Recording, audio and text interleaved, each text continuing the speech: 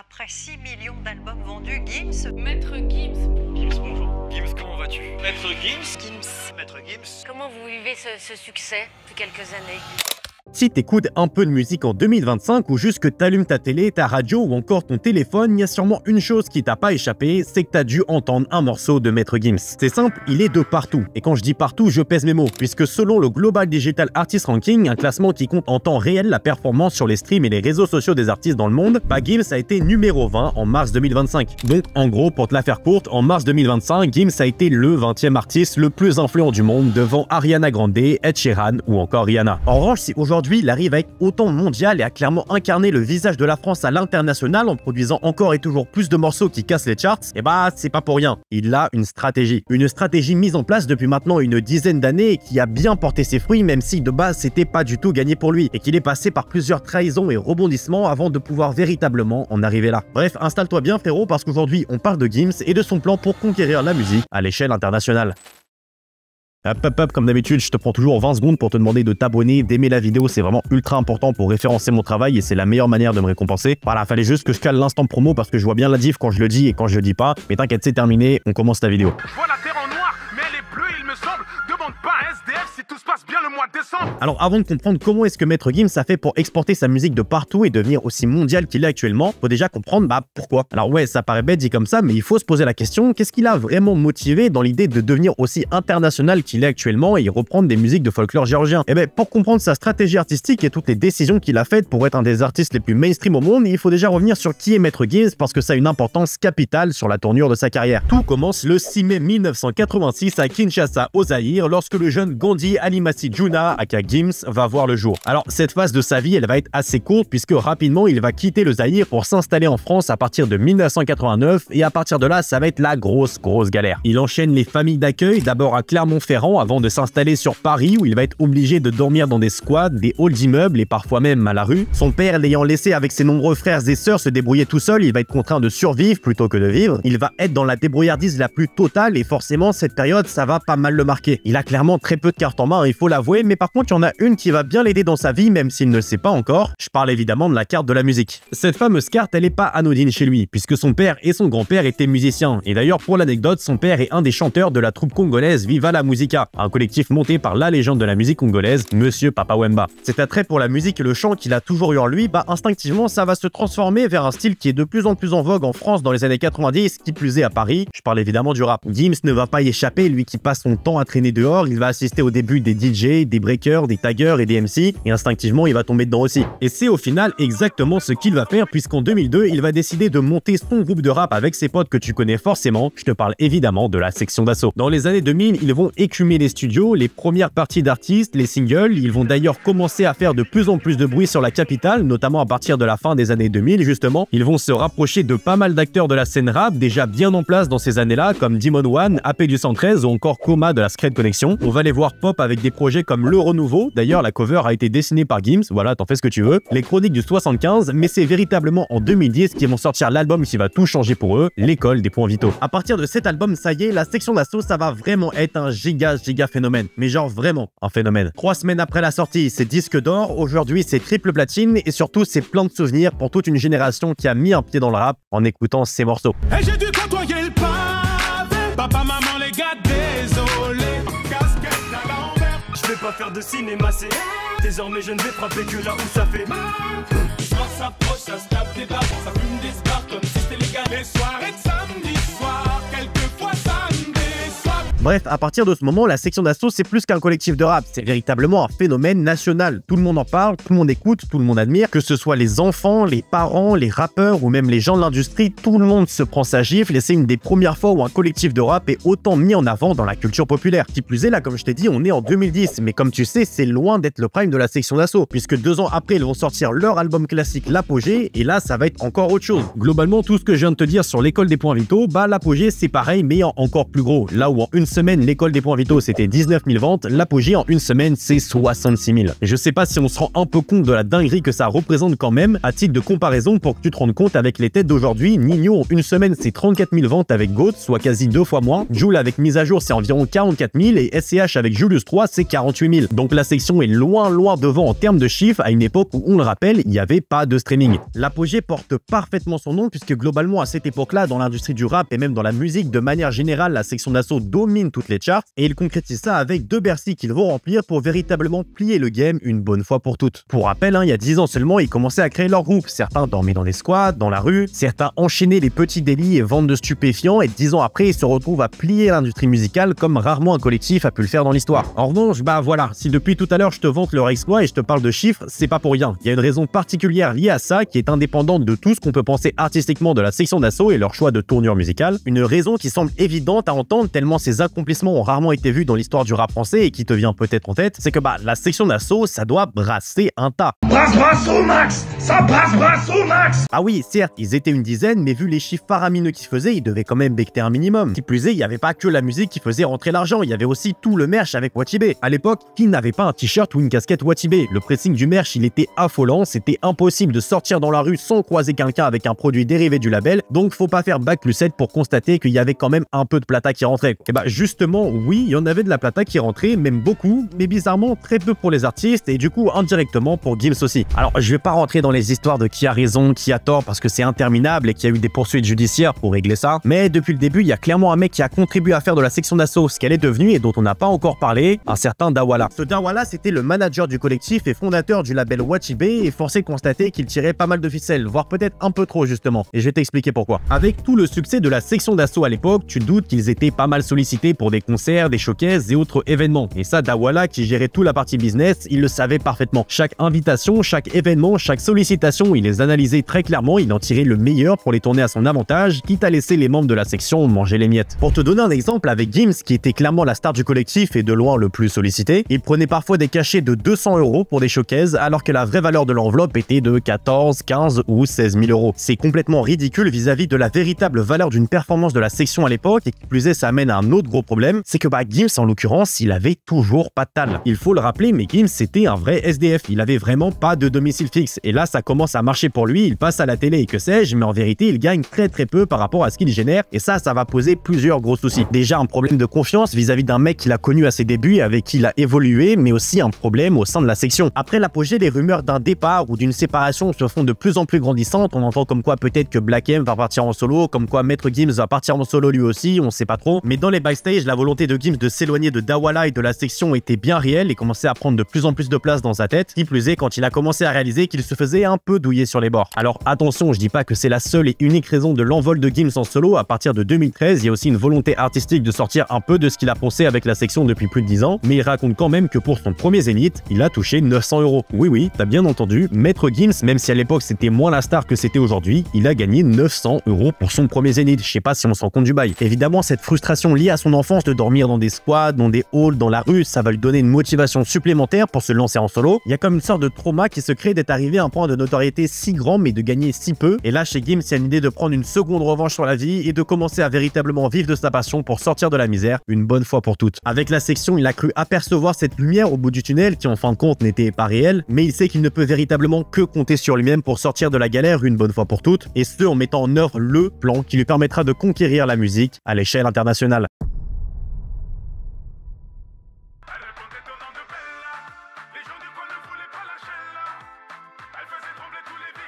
On est le 20 mai 2013. À cette époque, en France, le rap, c'est entre autres Or Noir de Caris, le prime des casseurs flotteurs, c'est Tokyo d'Ateyaba, mais c'est surtout la sortie du premier album solo de Gims, Subliminal. Alors, pour être tout à fait correct, c'est pas vraiment du rap, ou du moins, ça n'en est plus. Et oui, parce que qui dit changement de stratégie en passant de groupe à carrière solo, dit aussi changement d'identité. Et ça passe aussi par délaisser le côté rappeur au profit de ce que Gims sait faire de mieux, qui est à savoir pousser la chansonnette. Si on se pose la question de pourquoi il était vraiment le numéro 10 de la section et qu'il était sur la plupart des refrains, c'est parce qu'il a une voix très puissante et qu'il sait chanter. Et force est de constater que ça marchait mieux pour lui quand il chantait plutôt que quand il rappait. Donc forcément, quand est venu le moment pour lui de se détacher de son collectif pour véritablement devenir Maître Gims, il a fallu qu'il utilise ses cartes en main pour se différencier de son background avec la section. Et le fameux élément distinctif que personne d'autre n'avait comme lui, c'était le chant. La recette est donc trouvée pour lui, il va devenir chanteur au profil de son statut de rappeur, déjà parce qu'il en est capable, mais de deux parce que ça rapporte beaucoup plus, frérot. Et ouais, pour rappel, à l'époque, le rap c'était pas la musique la plus écoutée en France, c'était pas la mieux vue et c'était surtout pas celle qui payait le plus. Faut pas l'oublier. La section d'assaut, certes, il faisait tourner la plaque à billets, mais il la faisait pas tourner en faisant du rap pur et dur comme sur Le Renouveau en 2008, ou comme ce qu'il se faisait vraiment dans le rap à l'époque avec 1995, l'entourage, etc.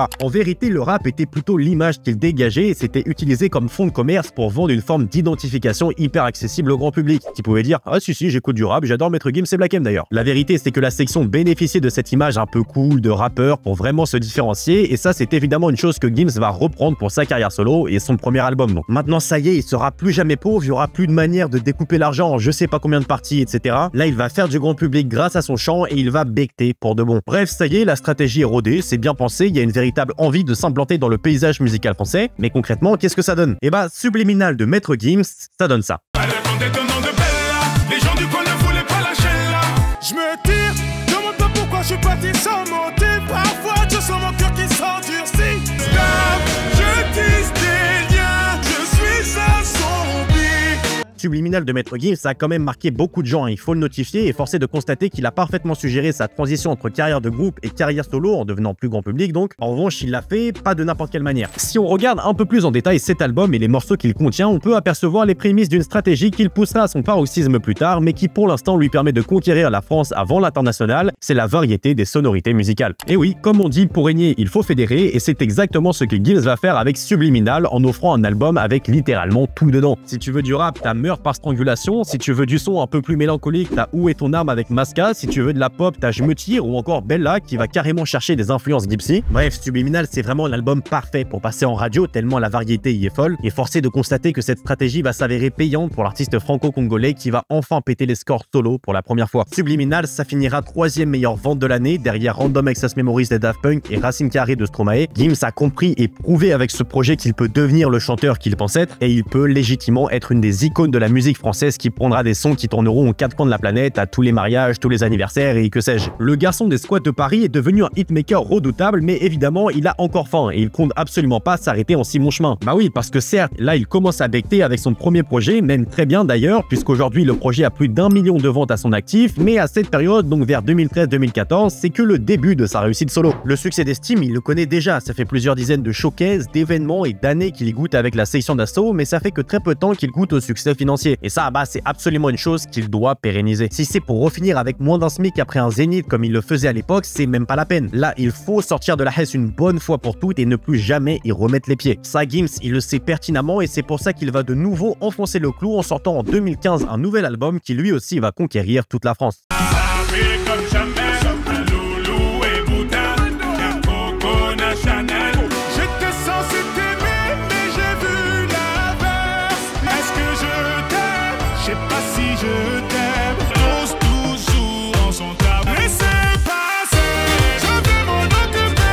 Une fois de plus, Gims nous propose un projet archi varié avec la même recette que son premier, qui est à savoir taper dans le grand public. Et pour le coup, ça va très bien fonctionner puisqu'on estime les ventes de ce projet à environ 700 000 à l'heure où je vous parle. Qui plus est, il met encore un pas de plus dans la pop culture avec Sapé comme jamais, qui obtiendra le prix de la chanson originale de l'année 2016 aux Victoires de la musique et qui sera indétrônablement la musique présente dans tous les événements jusqu'à aujourd'hui encore. Gims ne fait que confirmer davantage la justesse de sa stratégie de devenir chanteur pop de variété au détriment de rappeurs pour becter davantage et ainsi vaincre ses vieux démons et ses mauvais souvenirs de la précarité infantile auquel il a fait face. Sauf qu'en revanche, bah voilà, après deux projets qui ont parfaitement conquis la scène nationale, il va être temps pour Maître Gims de véritablement ouvrir sa stratégie de toucher un maximum de personnes, et pour ça, il va évidemment revoir un peu ses estimations pour ses prochains projets. Après avoir fait ses preuves depuis quelques années déjà en groupe et maintenant en solo, après être devenu une icône de la musique francophone, il va être temps de passer à la deuxième étape de son plan pour véritablement dominer le monde de la musique, qui est à savoir taper à l'international. C'est l'étape évidente après avoir conquis une communauté aussi grande que celle de la francophonie, qui a la 5e langue la plus parlée du monde. Maintenant, il faut ouvrir les portes de l'international. Et déjà, la première étape de ce plan, ça va être de changer son nom pour passer de Maître Gims à simplement Gims. Parce que oui, tu l'auras remarqué, mais depuis tout à l'heure, je l'appelle Gims parce que c'est son nouveau nom d'artiste. Et la raison derrière ça, elle est pas compliquée. C'est juste parce que c'est plus simple à exporter à l'international que Maître Gims. De 1, c'est plus concis, et de 2, ça enlève le côté francophone du nom pour véritablement avoir un branding que n'importe quel humain dans le monde pourrait comprendre et s'en souvenir sans trop de soucis. Bref, les choses vont commencer à se mettre en place puisque désormais la première phase du plan est finie, et désormais pour Gims, ça va être le moment de faire voyager sa musique à l'international pour devenir la rosta qu'il a toujours mérité d'être.